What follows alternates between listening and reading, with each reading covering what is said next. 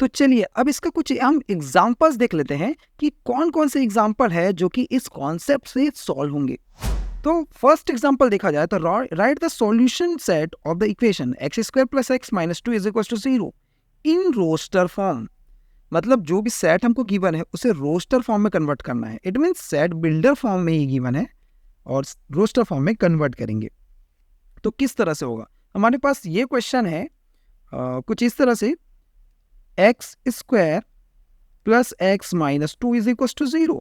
अभी क्या करेंगे, स्प्लिटिंग द मिडिल टर्म से इसे हम सॉल्व कर लेते हैं। तो कैसे स्प्लिट करेंगे, 2 के अगर हम फैक्टर्स निकालें तो 2 के फैक्टर्स 2 से ही डिवाइड होगा, यानी कि 1 और 2 इसके फैक्टर्स आ जाएंगे। तो अब देखा जाए कि यहाँ पे कौन सा नंबर है जिसका हम मल्टीप्लाई करेंगे तो 2 आएगा और ऐड और सब्ट्रैक्ट करने पे यहाँ पे 1 आना चाहिए। तो यही दोनों नंबर ही होंगे। तो अब देखना है दोनों में से साइन किसका क्या लेना है। तो हमको यहाँ पॉजिटिव चाहिए, इसलिए ग्रेटर नंबर को पॉजिटिव कर दो और इससे नेगेटिव कर दो, तभी माइनस होकर यहाँ पे प्लस 1 आएगा। तो ये हो जाएगा एक्स स्क्वायर, इसको हम लिख सकते हैं -1 एक्स, या फिर सिर्फ आप एक्स भी लिख सकते हो, और ये हो जाएगा plus 2x minus 2 is equal to 0।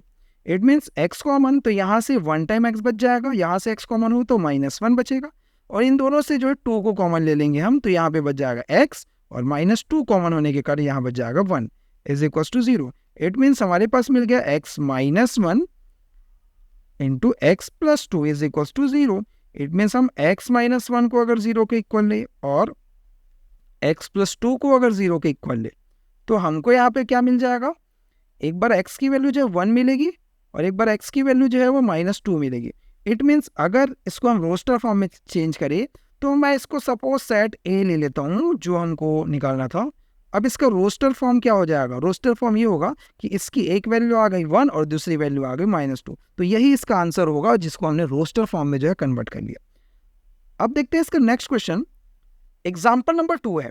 तो एग्जाम्पल नंबर 2 में क्या बोला है, right the set x such that x is a positive integer. X क्या है यहाँ पे, पॉजिटिव इंटीजर है, and x square is less than 40। मतलब हमको एक्स की वैल्यू ऐसी पुटअप करना है जिसका स्क्वायर करने पर जो है उसकी वैल्यू जो है वो 40 से लेस आनी चाहिए, 40 से छोटा नंबर आना चाहिए उसका स्क्वायर जो है वो। अब इसको हम रोस्टर फॉर्म में कन्वर्ट करेंगे।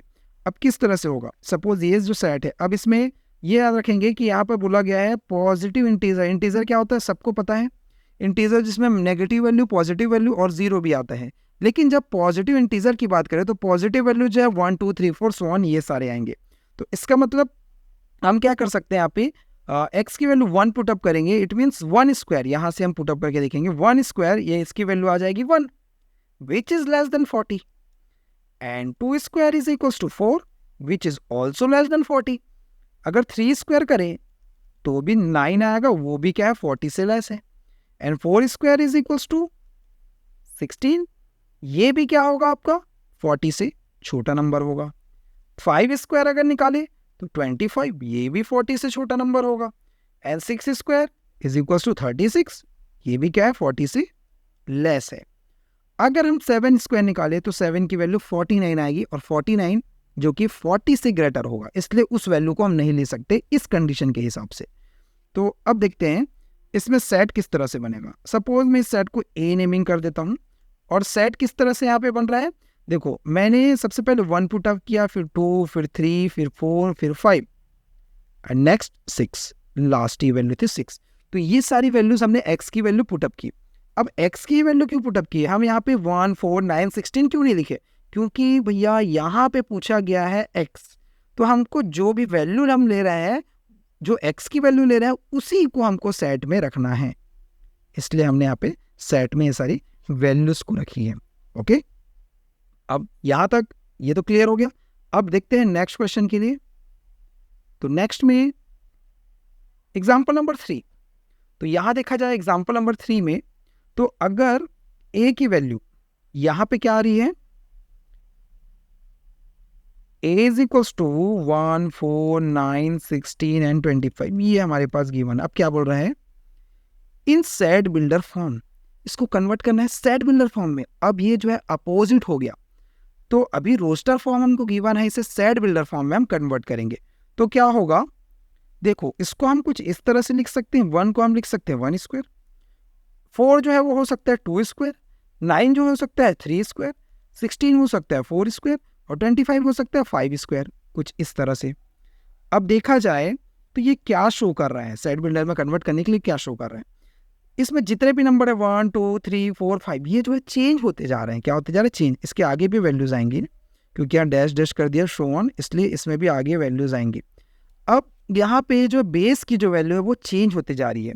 तो कोई भी वैल्यू जब चेंज होती है तो उसे हम एन से डिनोट करेंगे। किससे डिनोट करेंगे? एन से डिनोट करेंगे, क्योंकि एन में हम नंबर्स रख सकते हैं 1 2 3 4 इस तरह से। और देखा जाए इसका पावर सब में सेम है, यानी कि पावर सब में 2 है, तो हम 2 को एज इट इज रखेंगे। जो चेंज हो रहा है उसे हम एन पुटअप करेंगे, और जो चेंज नहीं हो रहा है उसको एज इट इज जैसा है वैसे ही हम पुटअप करेंगे, जैसे कि 2, सच दैट। अब इतना में ही हमारा काम खत्म नहीं हुआ।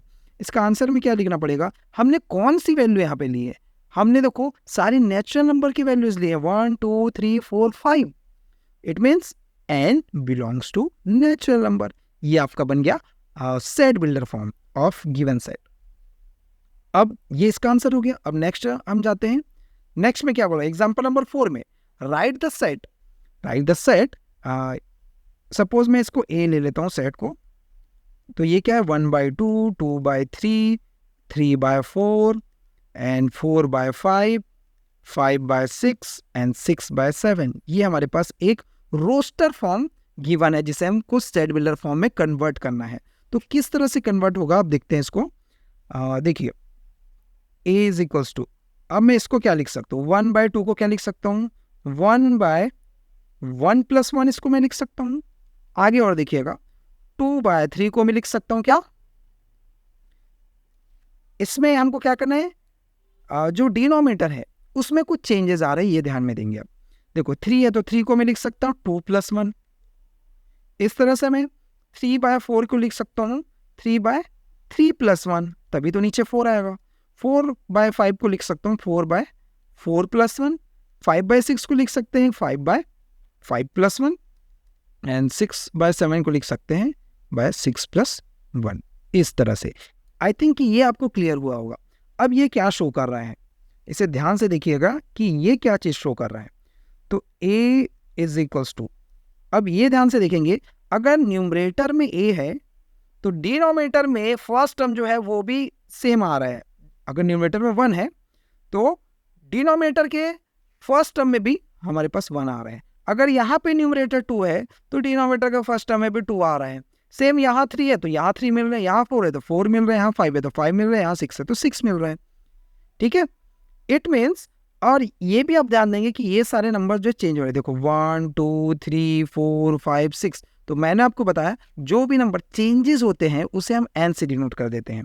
तो अब इसमें हम क्या लिखेंगे? n बाय, अब ये दोनों सेम है, ये दोनों सेम है, ये दोनों सेम है, तो ये और ये भी तो सेम हो गए भैया।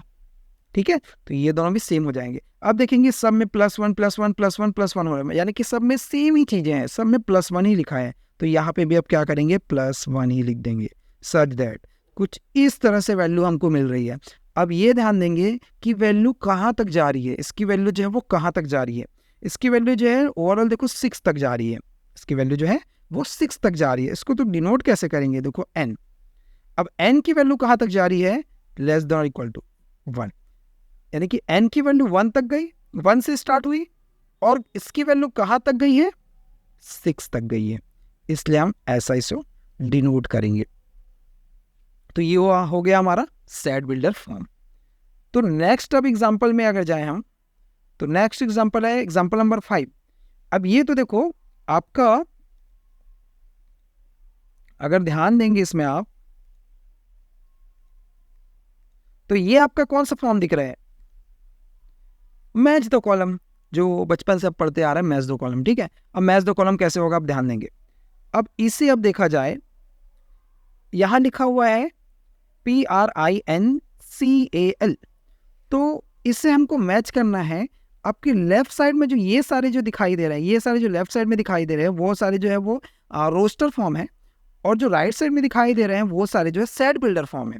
तो आपको ये चेक करना है कि ये रोस्टर फॉर्म कौन से सेट बिल्डर फॉर्म के साथ मैच कर रहा है। तो ये जो प्रिंसिपल लिखा हुआ है ये किसके साथ मैच करेंगे? सीधी सी बात है, जिस एग्जाम्पल में आपको देखो ये स्पेलिंग आपको दिया गया है, तो जिस एग्जाम्पल में आपको प्रिंसिपल दिख रहा है सेम वही एग्जाम्पल आएगा। यानी कि इसको हम मैच कर देंगे, ये इसको हम मैच कर देंगे किसके साथ, डी के साथ, ये मैच हो जाएगा। ओके, अब 0 अगर देखा जाए तो 0 कहाँ पे आएगा भाई, ये यहाँ पे अगर इसको हम कन्वर्ट करें तो इसकी वैल्यू क्या होगी, x की वैल्यू अगर यहाँ से हम निकालें 1 को ट्रांसफर कर दी तो 1 - 1 कितना आ जाएगा, 0। तो 0 देखो यहाँ पे सेट में एलिमेंट हमको 0 दिया है, तो 0 किस में मिल रहा है हमको, ऑप्शन सी में, तो ये ऑप्शन सी के साथ मैच हो जाएगा।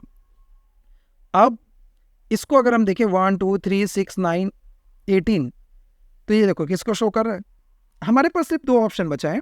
कौन कौन से ऑप्शन बचे, बी और ए। तो ए में देखा जाए x is a positive integer is a divisor of 18।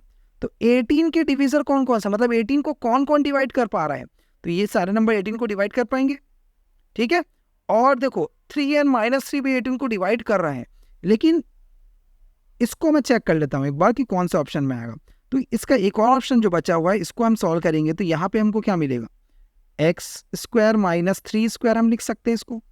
तो ये किस में कन्वर्ट हो जाएगा, देखो मैं इसको यहाँ पे सॉल्व कर रहा हूँ, तो ये किस में कन्वर्ट होगा, x + 3 and x - 3 is equals to 0।